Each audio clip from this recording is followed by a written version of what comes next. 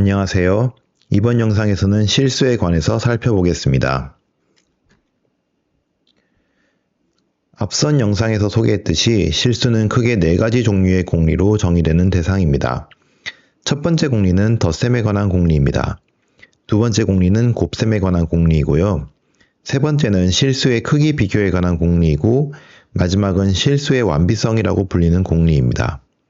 우리의 목표는 이 실수라는 대상을 고언어의 인터페이스, 즉 추상화 타입으로 정의하는 것입니다. 그러나 모든 공리를 일일이 인터페이스의 메소드에 1대1 대응시키려는 것은 아닙니다. 이것은 현실적으로도 불가능합니다. 이러한 공리를 메소드로 구현하려면 그 공리의 기능이 무엇인지를 파악해야 합니다. 예를 들어 실수의 덧셈에 관한 공리의 핵심 기능은 두 실수 사이에 덧셈을 할 수 있다라는 것입니다. 그리고 실수의 곱셈에 관한 공리는 두 실수 사이에 곱셈을 할 수 있다라는 기능을 갖고 실수의 크기 비교에 관한 공리는 두 실수 사이의 크기를 비교할 수 있다라는 기능을 갖습니다. 여기서는 이들을 메소드로 구현해 보겠습니다. 다음과 같이 Additive와 Multiplicative라는 두 개의 인터페이스를 먼저 정의해 봅시다. Additive 인터페이스는 3개의 메소드를 가지고 있습니다. add, add-inv, 제로입니다. 먼저 add 메소드부터 살펴봅시다. add 메소드는 그것을 호출한 변수와 인풋의 합을 반환하는 메소드입니다. 즉, 두 실수의 합을 계산하는 함수입니다. 여기서 add 메소드의 형식에 대해서 살펴봅시다. add 메소드는 인풋과 아웃풋 타입이 additive이어야 한다고 말합니다. 이 additive는 현재 정의하는 인터페이스 타입의 자체를 가리키는 것입니다. 언뜻 이것이 순환 논리와 같은 모순적 정의인 것처럼 보일 수 있는데요. 그렇지 않습니다. additive 타입은 struct 타입과 같은 정적인 타입을 포장하는 역할을 합니다. add 메소드는 그것이 받은 인풋이 additive 타입으로 포장되는지를 확인합니다. 즉, 인풋 타입이 additive 타입이 요구하는 메소드를 이름과 형식에 맞게 구현하고 있기만 하면 됩니다.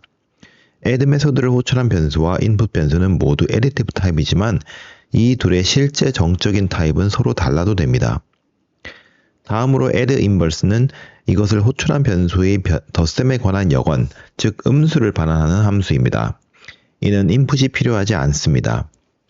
마지막으로 제로 메소드는 약간 더 실용적인 목적에 의해서 정의한 것입니다. 이것이 무슨 뜻인지를 조금 더 설명해 보겠습니다. 이후에 소개할 코드에서도 알 수 있지만 이 additive라는 인터페이스는 내용물이 없는 껍데기와 같습니다. 껍데기는 껍데기를 생성할 수 없습니다. 그러나 종종 구체적인 내용물을 가진 데이터를 같은 껍데기를 씌워서 반환해야 하는 경우가 있습니다. 이 경우 내용물을 생성하려면 입력받은 껍데기의 내용물을 살펴보거나 아니면 껍데기가 가진 메소드를 사용하여 새로운 내용물을 생성해야 합니다. 제로 메소드는 0이라는 내용물이 담긴 실수를 additive라는 껍데기를 씌워서 반환합니다. 다음으로 multiplicative라는 인터페이스를 살펴봅시다. 여기에는 mul이라는 곱셈의 연산에 관한 메소드, mulInv라는 곱셈의 역원을 생성하는 메소드, 마지막으로 one이라는 곱셈의 항등원을 생성하는 메소드가 요구됩니다. 이제 드디어 real이라는 실수를 의미하는 인터페이스를 구현해 봅시다. 이것은 element, additive, multiplicative라는 3개의 인터페이스와 2개의 추가적인 메소드를 요구합니다. 먼저 real은 앞서 소개한 element라는 인터페이스를 요구합니다. 이것은 비교 가능한 대상이라는 뜻으로서 equals 메소드를 갖습니다. 실수의 덧셈과 곱셈은 각각 additive와 multiplicative 인터페이스로 구현되었습니다. 앞서 살펴보았듯이 임의의 두 실수는 크기 비교가 가능해야 하기 때문에 greater than이라는 메소드를 요구합니다. 이것은 호출 변수와 인풋 변수의 크기를 비교한 결과를 반환합니다. 마지막으로 toFloat은 실용적인 이유로 생성한 메소드입니다. 아무리 추상화된 실수의 타입이라 하더라도 실수인 이상 사용자는 그 값의 크기를 알 수 있어야 합니다. toFloat는 이를 부동소수점의 형태로 반환하는 함수입니다. 그러면 이러한 real 인터페이스로 무엇을 할 수 있을까요? 당연히 정수는 실수의 일부이므로 실수는 인터페이스는 정수를 생성할 수 있어야 합니다. 따라서 정수를 생성하는 함수를 만들어 보겠습니다. 일반적으로 우리가 사용하는 1, 2, 3과 같은 정수는 우리가 잘 알고 있는 실수 체계에서의 정수를 말하는 것입니다.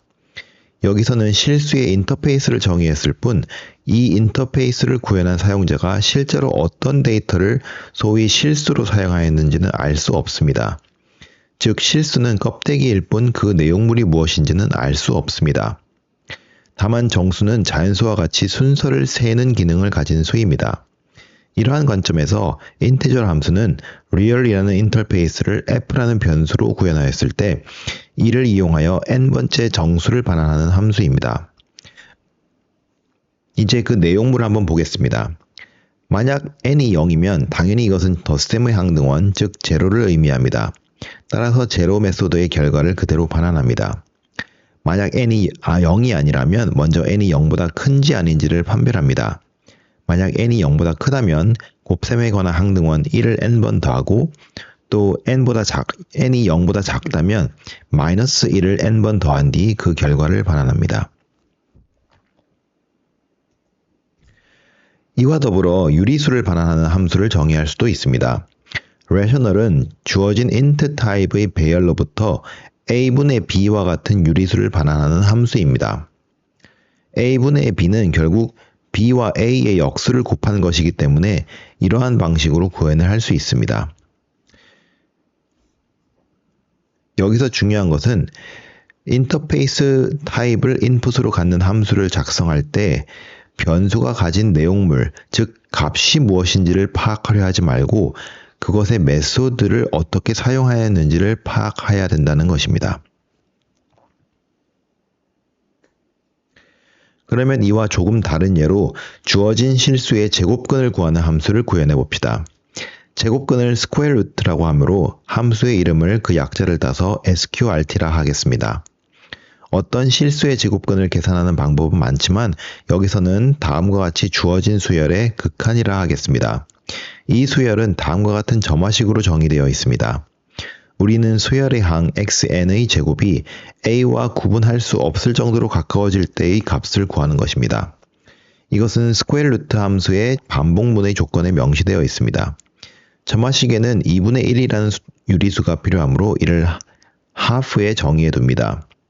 함수의 반복문은 최초 1로 초기화된 변수 x의 값을 계속해서 업데이트하는 과정입니다. 이제 real이라는 인터페이스를 실제로 구현해 봅시다. 여기서는 simple real이라는 타입을 float64를 재정의한 것으로 하겠습니다. 먼저 simple real은 element 인터페이스를 구현하므로 equals 메소드를 갖습니다. equals 메소드는 x라는 any 타입을 입력받아 그 값이 이것을 호출한 simple real 타입의 f와 같은지를 판별합니다. 이때 두 값의 차가 일정한 역치를 넘지 않는지를 확인하는데요. 여기서는 그 역치를 epsilon이라는 광역 변수의 10의 마이너스 6승으로 정의하였습니다. 만약 두 수의 차가 이 역치를 넘으면 두 수는 서로 다른 것으로 판단합니다. 다음으로 greater than 메소드는 호출값과 입력값을 부동소수점으로 변환된 결과를 비교합니다. 그리고 toFloat은 자기 자신을 형변환하여 반환합니다. 이는 simple real의 내용물이 이미 float64이기 때문에 가능합니다. 다음으로 additive interface는 다음과 같이 구현됩니다. 먼저 제로는 0을 0이라는 float64 타입의 값을 simple real이라는 껍데기를 씌워서 반환을 하고요. add는 float64 타입으로 변환한 것을 다시 변환한 것의 합을 simple real의 껍데기를 씌워서 반환을 합니다.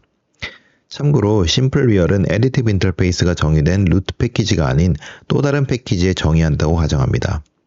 여기서 중요한 것은 simple real은 additive를 정의하는 메소드의 형식과 정확히 동일한 메소드를 가져야 한다는 것입니다. 다시 말해 인풋과 아웃풋 타입은 고칼이라는 루트 패키지에 정의된 additive 타입을 의미하는 것이어야 하므로 이와 같이 접두어를 붙여야 합니다. multiplicate 또한 이와 비슷한 방법으로 구현할 수 있습니다. 여기서 물인부에 주의합시다. 만약 이를 호출한 변수 f의 값이 0이라면 그것의 역수는 존재하지 않으므로 없음을 의미하는 nil을 반환합니다. 지금까지 실수의 추상화에 대해서 알아보았습니다. 다음 영상에서는 벡터의 개념에 대해 살펴보겠습니다. 감사합니다.